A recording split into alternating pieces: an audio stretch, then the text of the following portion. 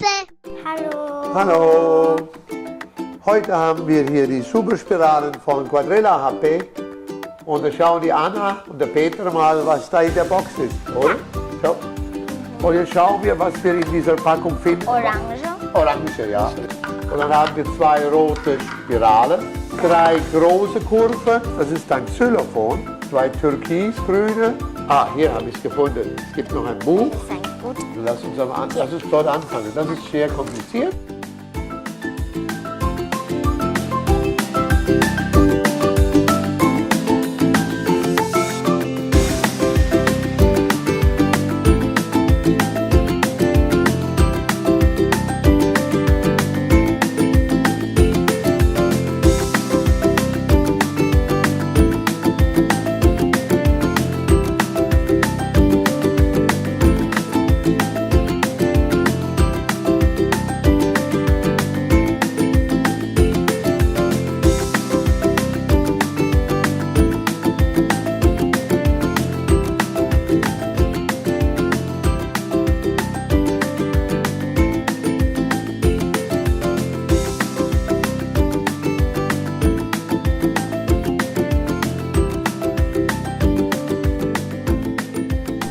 Und jetzt kommt das Xylophon.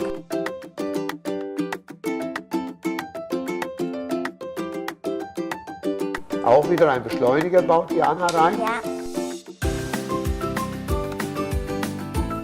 Okay, das ist Try it ausprobiert. out.